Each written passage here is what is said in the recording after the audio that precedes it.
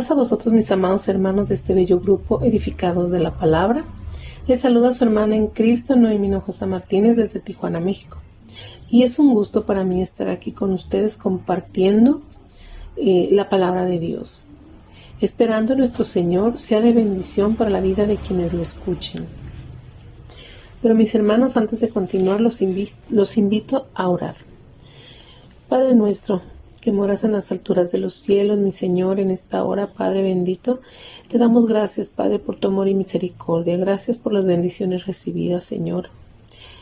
Padre bendito, yo te pido, Señor, que tú seas con este hermoso tema, Padre, que este tema, Señor, que se va a impartir, Padre, que sea de bendición para la vida de cada uno de mis hermanas y hermanos. Te pido, Padre, que tú me ayudes, que tú me bendigas, Padre bendito, para que la palabra que hoy se va a dar, Señor, sea tuya y no mía, Padre bendito. Ayúdame, Señor, a ser explícita. Ayúdame, Padre bendito, para que esta palabra sea de bendición. Yo te pido, Padre, que abres el corazón de quien lo escucha, Padre, y que esta palabra, Señor, no llegue vacía. Gracias porque tu enseñanza nos dice, Padre, y nos reafirma que solo tú eres un Dios verdadero, Padre, y que a través de nuestro Señor Jesucristo, Señor, tenemos la salvación. Nadie más, Padre, a través de nadie más la obtenemos. Ayúdanos, Padre bendito, pues, a no confiar en esas falsas enseñanzas, Señor, que están desde los tiempos antiguos hasta hoy, Padre. Bendícenos, pues, Señor, para ser obedientes a tu palabra. Todo esto yo te lo pido en el nombre de tu Hijo muy amado, Cristo Jesús. Amén. Bien, mis amados hermanos, continuamos con el eslogan de Colosenses, el llamado a la iglesia a la unidad y armonía, con el subtema el contraste entre Cristo y la enseñanza falsa. El tema que nos corresponde el día de hoy es Cristo frente al concepto del hombre acerca del pecado, la ley y los espíritus malignos. Y nuestra lectura base la encontramos en Colosenses 2, del 13 al 15, que dice así: y vosotros, estando muertos en pecados y en la incircuncisión de vuestra carne, os dio vida juntamente con él, perdonándoos todos los pecados, anulando el acto de los decretos que había contra nosotros, que nos era contraria, quitándola de en medio y clavándola en la cruz. Y despojando a los principados y a las potestades, los exhibió públicamente, triunfando sobre ellos en la cruz. Este pasaje, mis amados hermanos, discute tres conceptos básicos o ideas sobre el hombre y su mundo. Enfrenta los conceptos del hombre contra la obra de Dios en Cristo. Muestra lo débil de las ideas del hombre en comparación con lo que Dios ha hecho por el hombre en Cristo. Y vamos a ver tres puntos importantes. El primer punto es Cristo frente al concepto del hombre sobre el pecado y la muerte. El punto número 2 es Cristo frente al concepto del hombre sobre la ley. Y el punto número 3, Cristo frente al concepto del hombre sobre las fuerzas del mal y los espíritus malignos. El concepto del hombre sobre el pecado y la muerte es bien diferente de lo que se enseña en la Biblia. Cuando el hombre piensa en el pecado, no lo ve como una violación a la ley de Dios, ni como una rebelión contra Dios. El hombre ve el pecado como un error humano, mala interpretación filosófica, un desliz personal, un error de evaluación, una falla moral, una mala interpretación semántica, una falla física, una irresponsabilidad social, o un error imprevisible, o poca educación, o inmadurez psicológica, o defecto de carácter. Esto es lo que el hombre, mis amados hermanos, piensa o tiene el concepto sobre el pecado. Lo que alguien define como pecado depende del lugar que ocupe, de donde se encuentre, o en su entorno, o de su entrenamiento, herencia y creencias. Son pocas las personas que desean dirigirse a Dios y confesar su pecado. Es básicamente una violación de la ley o voluntad de Dios. Es rebelión e insurrección contra Él y la forma que Él le enseñó al hombre a vivirla. La visión del hombre sobre la muerte también varía de acuerdo con los antecedentes y creencias de las personas. Los conceptos del hombre y las visiones sobre la muerte difieren tanto de los conceptos de la Biblia. Cuando los hombres miran a la muerte, piensan en ella como dejar de existir, que pasan al olvido, una existencia adormecida, casi semi-inconsciente, reencarnación en otra forma de vida en la tierra, o moverse hacia otro mundo en otra oportunidad para vivir la vida en el cielo, es decir, siendo aceptado ante Dios. O para negar la vida después de la muerte y la esperanza de que su negación va a causar que el más allá no exista. O para hacer su propio camino al cielo, a la aceptación de Dios cuando Él brinde la otra oportunidad. Marcos 16:16, mis amados hermanos, nos dice de esta manera: el que creyere y fuere bautizado será salvo, mas el que no creyere será condenado. ¿Qué quiere decir esto, mis amados hermanos? Que si nosotros creemos en Él, seremos salvos. Y aquel que no quiera, hermanos, aceptar esta enseñanza de nuestro Señor Jesucristo, su palabra, pues será condenado. En Colosenses 2:13, el apóstol Pablo presenta un contraste radical entre la condición humana de muerte espiritual a causa del pecado y la obra vivificante de Cristo en la cruz. Pablo enseña que lejos de ser un simple error, el pecado mantenía a la humanidad muerta y separada de Dios, pero Cristo invierte esa situación de manera soberana. Pablo describe a las personas antes de Cristo como muertas en pecados, en la incircuncisión de su carne. Esto significa una separación espiritual total y la incapacidad de salvarse a sí mismos, viviendo bajo el dominio de la naturaleza pecaminosa. El pecado, mis amados hermanos, se conceptualiza aquí no solo como actos individuales, sino como un estado de muerte.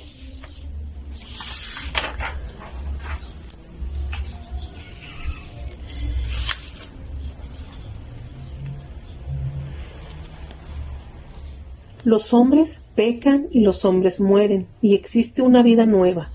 Dios es amor y Él ha dado el camino a los hombres para ser aceptables ante Él. Juan 3:16 nos dice: porque de tal manera amó Dios al mundo que ha dado a su Hijo unigénito, para que todo aquel que en Él crea no se pierda, mas tenga vida eterna.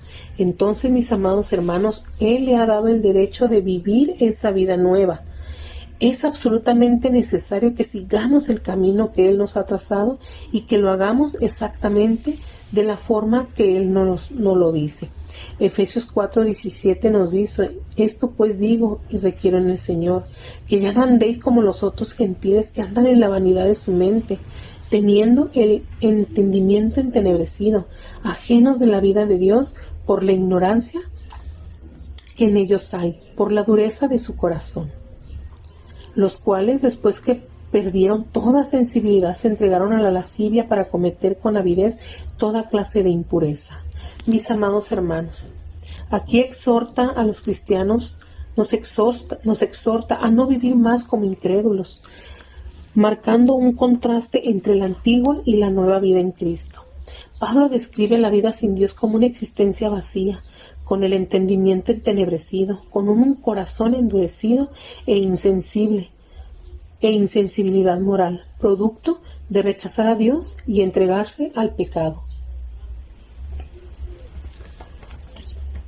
Pero mis hermanos, Cristo se opone al concepto del hombre sobre el pecado y la muerte.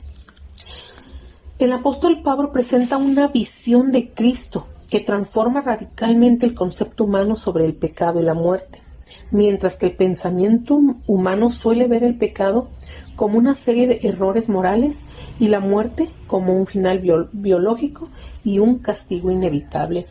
Y sí, mis amados hermanos, el hombre, ¿verdad?, ve la muerte como el fin de nuestras vidas, porque ya mirábamos que para ellos, ¿verdad?, no había algo más allá de la muerte. Dice que dejan de existir, que pasan al olvido. Y sí, porque cuando nacemos, ¿verdad, mis amados hermanos? Desde el momento de la concepción, el hombre comienza el proceso de la muerte. y crece y envejece y se va deteriorando, ¿verdad? Hasta morir.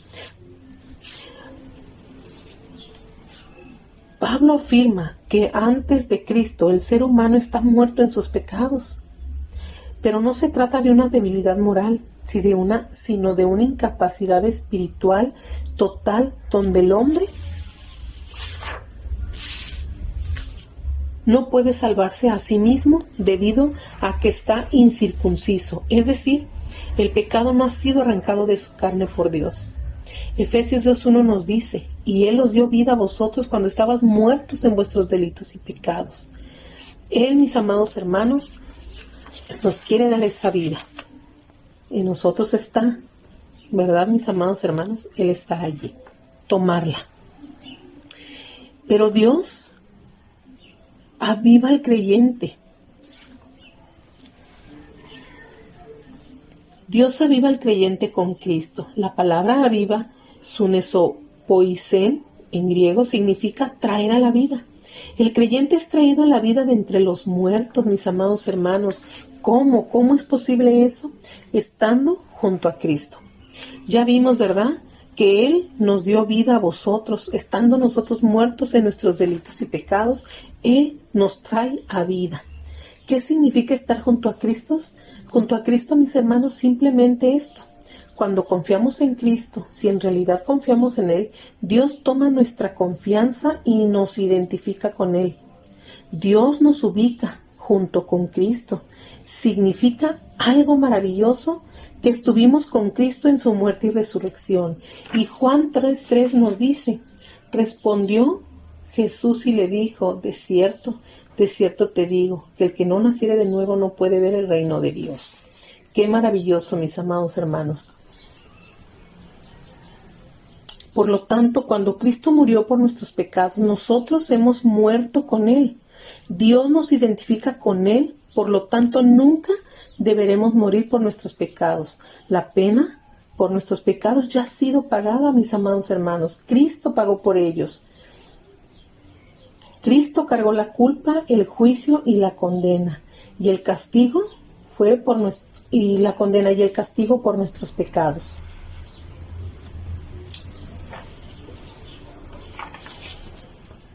Pero el hombre nunca conquistará la muerte completa y perfecta. La vida eterna, la aprobación y la aceptación de Dios proviene solamente del poder de vida de Jesucristo. Pablo le dice a los colosenses que frente al peso del pecado y la fatalidad de la muerte, Cristo es quien vivifica lo que estaba muerto y elimina legalmente toda acusación mediante su sacrificio. El punto número 2, mis amados hermanos, está en Colosenses 2:14 y dice así, anulando el acta de los decretos que había contra nosotros, que nos era contraria, quitándola de en medio, clavándola en la cruz.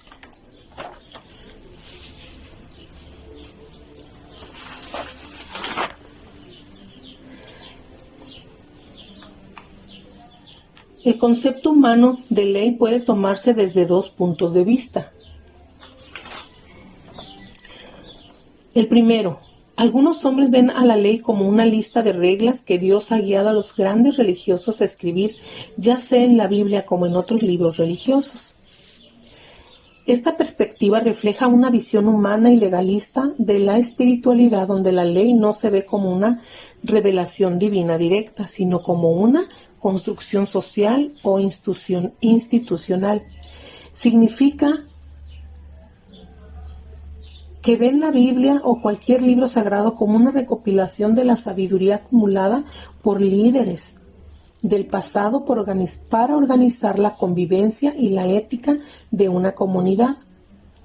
Sugiere que las leyes son herramientas que los grandes religiosos usaron para dar orden y guía a las masas, transformando principios espirituales en normas rígidas de comportamiento.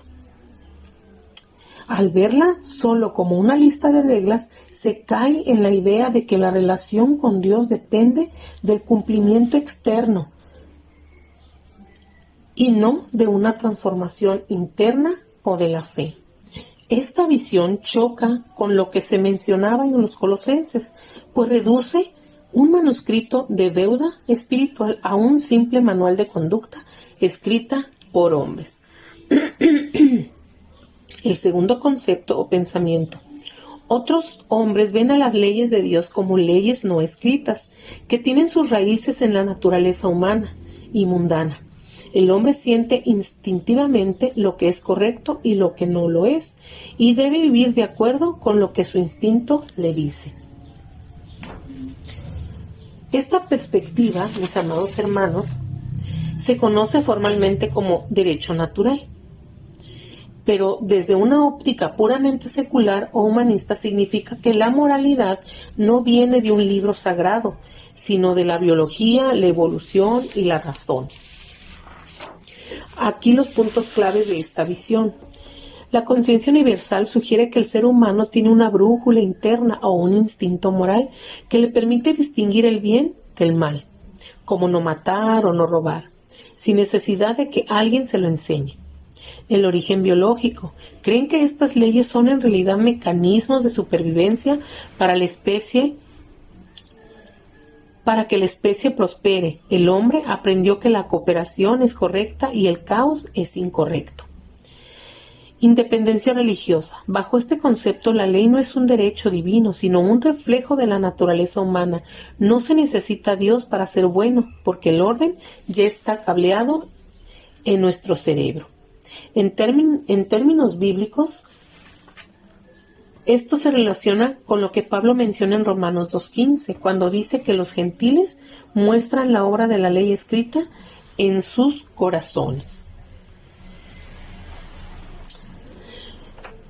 Mis hermanos, el hombre siente que el acta de los decretos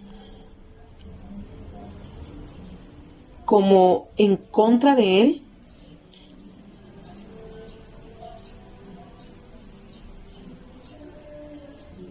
el hombre siente el acta de los decretos como en contra de él. Las leyes que lo condenan cuando hace lo contrario de lo que ellas dicen o lo que él siente. El punto es que el hombre siente esas listas, hermanos, como una carga en contra de él, cuando en realidad debería sentir el daño que ha hecho, ya que en su violación de la ley de Dios, lo que la condena a la muerte, es lo que lo condena a la muerte eterna. Solo en la medida que siente y reconozca las transgresiones, entonces se volverá a Dios para que lo salve. Y tenemos un pensamiento aquí, mis hermanos, y este pensamiento dice así: ¿cuántas personas, hermanos, que se sienten vencidas, debilitadas, amargadas por la culpa que sienten por sus propias transgresiones? ¿Cuántas personas se encuentran doblegadas y tan deprimidas? Sienten que no son merecedoras ni aceptadas ante Dios. ¿Cuántas personas están aplastadas porque sienten que le han fallado tanto a Dios, sin importar cuánto hayan tratado de cumplir la ley, de hacer el bien? Han fallado, por lo tanto, Dios nunca los aceptará, o eso es lo que sienten. Ese pensamiento, mis amados hermanos, viene a raíz de esta acta de decretos. Era tan pesada, era tan larga, era tan agobiante, que muchas personas se sintieron así, vencidas, debilitadas, amargadas por esta culpa de que no podían, hermanas, a pesar de que querían, no lo podían hacer. Sentían que habían fallado y que Dios nunca los iba a aceptar. Pero Cristo, mis amados hermanos, Jesús anuló el acta de deuda legal o listas de cargos, los mandamientos quebrantados y la sentencia de muerte que testificaban en contra de la humanidad al clavarle en la cruz. Dios quitó el obstáculo entre él y el hombre, cancelando la deuda pecaminosa y cancelando toda condena. Romanos 8:3 nos dice: porque lo que era imposible para la ley, por cuanto era débil por la carne, Dios, enviando a su Hijo en semejanza de carne de pecado, y a causa del pecado condenó al pecado en la carne. Aquí nos explica, mis amados hermanos, que ante la incapacidad de la ley mosaica para salvarnos debido a la debilidad de la naturaleza humana, Dios intervino enviando a Jesús en semejanza de carne pecaminosa. Al morir como ofrenda, Jesús condenó y venció al pecado en la carne, cumpliendo lo que la ley no pudo hacer.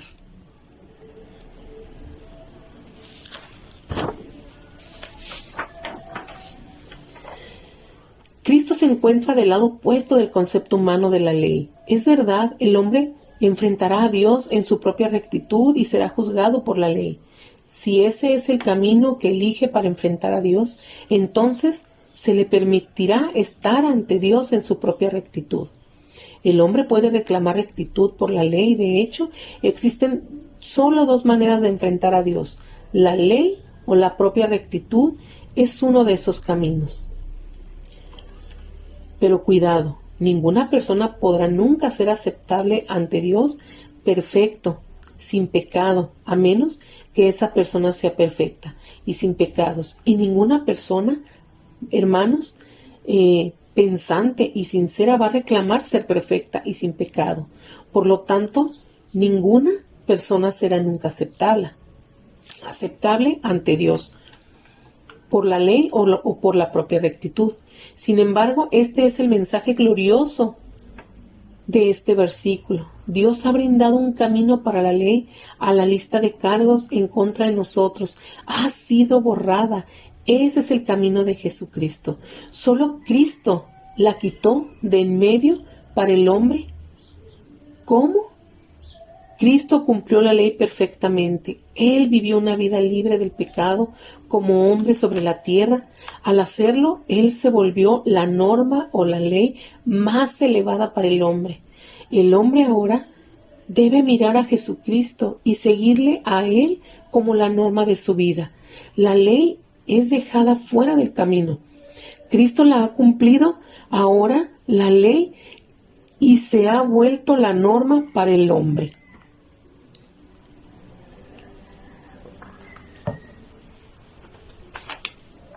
Mis amados hermanos, Cristo clavó esa ley en la cruz. Es decir, Cristo sufrió el juicio y el castigo que la ley exigía del hombre. Cristo tomó el juicio de la ley contra el hombre y cumplió la condena. Al cumplir perfectamente la ley, al obedecer la ley perfectamente, Cristo se volvió el modelo y la rectitud perfecta. Cuando una persona confía en Jesucristo como su Salvador, Dios quita esa lista de culpas contra esa persona. ¿Cómo, hermanos? Pues por Cristo, por la cruz de Cristo. Cuando Cristo murió sobre la cruz, en realidad Él cargaba ya la culpa y la condena, ¿verdad?, de las personas. Y dice en Mateo 5:17, no penséis que he venido para abrogar la ley o los profetas. No he venido para abrogar, sino para cumplirla. Él ya cumplió esa ley. Mis amados hermanos, Él ya la cumplió.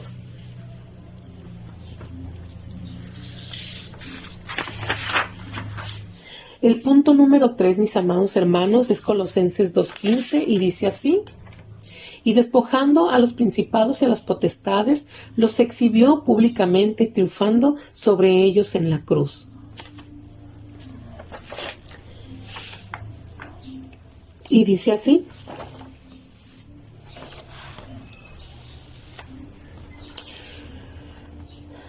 la idea del hombre sobre el universo es que existen todo tipo de fuerzas dentro del universo.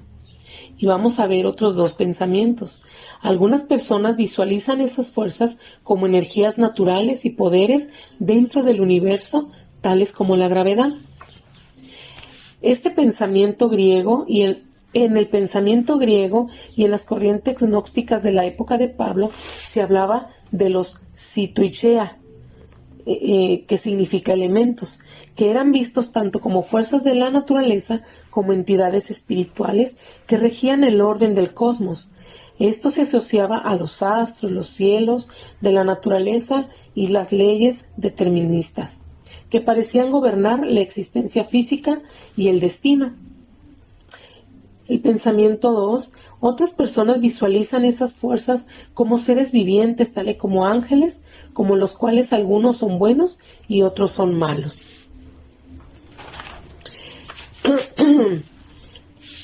Hermanos, la mayoría de los intérpretes coinciden en que los principados y potestades se refieren a seres espirituales malignos, demonios o ángeles caídos que están bajo la influencia de Satanás. No se refiere a ángeles buenos. En otras partes de la Biblia, la palabra poderes puede referirse a seres angelicales en general en el contexto específico de Colosenses 2:15. Pablo está hablando de fuerzas hostiles que intentaban esclavizar a los creyentes. El pasaje destaca que Cristo triunfó sobre ellos, lo cual implica una victoria sobre el mal.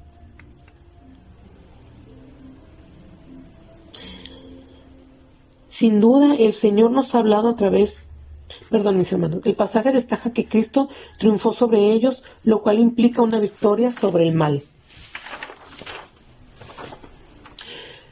Los hombres siempre han reconocido fuerzas, energías, poderes o supremacías dentro del universo.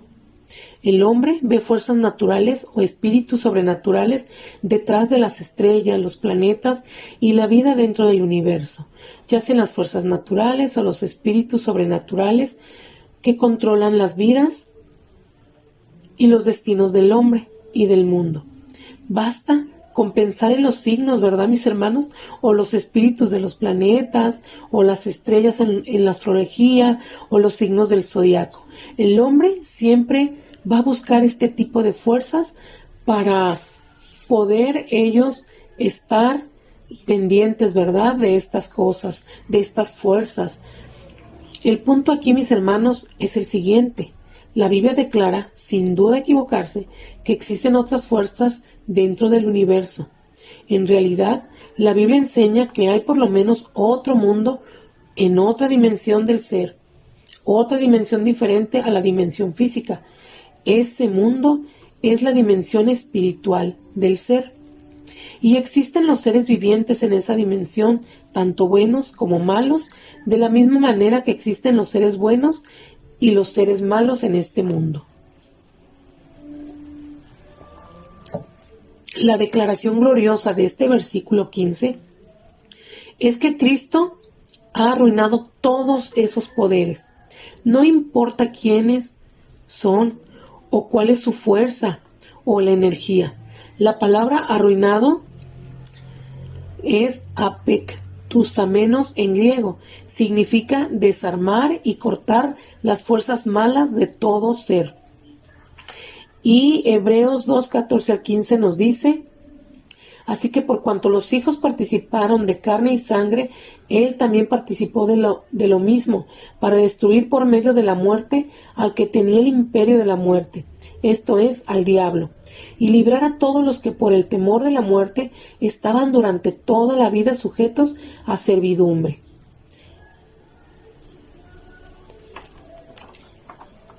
El punto de este verso es declarar que Cristo ha vencido a Satanás y a sus espíritus del mal. Todas las fuerzas y energías, poder y supremacía del universo, Cristo, mis amados hermanos, ha triunfado sobre Satanás y sus fuerzas del mal, quebrando su poder y destruyendo todas sus obras. Cristo ha triunfado sobre el mal a través de 4 obras. ¿Cuáles son esas 4 obras, mis amados hermanos? La primera, Él conquistó a los espíritus y las fuerzas del mal al nunca ceder a las tentaciones del diablo. Recordemos cuando Él fue llevado al desierto y que Él fue tentado y no pecó, mis amados hermanos.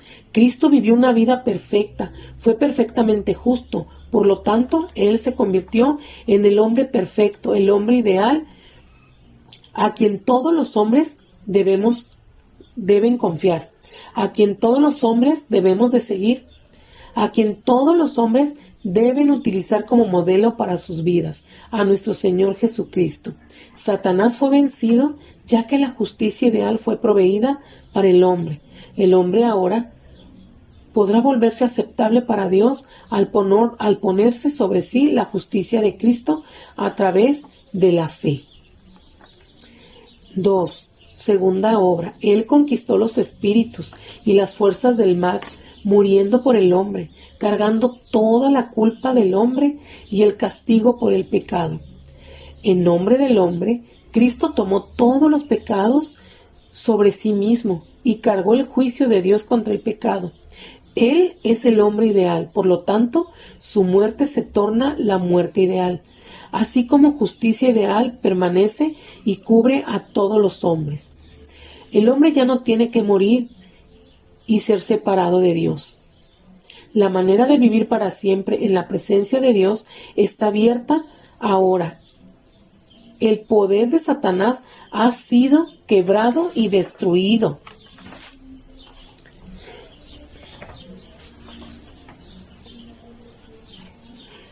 Él conquistó los espíritus y las fuerzas del mal al ser levantado de entre los muertos. Nuevamente, como hombre ideal, la resurrección de Cristo se vuelve una resurrección ideal. Su resurrección cubre a todos los hombres. Fue perfecto en espíritu de santidad, justicia perfecta. La muerte no podría contener perfección, ya que la muerte es el resultado del pecado. Cristo, al ser perfecto, debía levantarse. Cuando Cristo se levantó, Él triunfó sobre Satanás, mostrando abiertamente que la muerte es la obra de Satanás. La muerte no debe ser una experiencia natural del hombre. La muerte nunca fue el propósito de Dios. La vida es el propósito de Dios. Y la resurrección de Cristo muestra claramente este hecho. Sepultado con Él en el bautismo, en el cual fuiste también resucitados con Él mediante la fe en el poder de Dios, que le levantó de los muertos, y despojando a los principados y a las potestades, los exhibió públicamente, triunfando sobre ellas en la cruz. Amén. Y la obra número 4. Él conquistó las fuerzas y los espíritus del mal por su encarnación, es decir, por venir al mundo y revelarse como el Hijo de Dios. Pensemos esto, mis amados hermanos. El hecho de que el Hijo de Dios viniera al mundo destruye las obras del diablo. Tan pronto como el Hijo de Dios apareció en escena, su llegada significó que las obras del diablo serían destruidas. Y dice Juan, el que practica el pecado es del diablo, porque el diablo peca desde el principio. Para esto apareció el Hijo de Dios, para deshacer las obras del diablo. Primera de Juan 3:8. Y también nos dice, porque de tal manera amó Dios al mundo, que ha dado su Hijo unigénito, para que todo aquel que en Él cree no se pierda, mas tenga vida eterna. Porque no envió Dios a su Hijo al mundo para condenar al mundo, sino para que el mundo sea salvo por Él. Mis amados hermanos, sin duda el Señor nos ha hablado a través de estos pasajes de Colosenses. Colosenses nos recuerda, Colosenses capítulo 2, versículo 3 al 15 nos recuerda que mediante la cruz Cristo nos dio vida al perdonar todos nuestros pecados, anuló el acta de deuda que nos condenaba y derrotó públicamente a los poderes espirituales, dándonos una victoria completa y absoluta.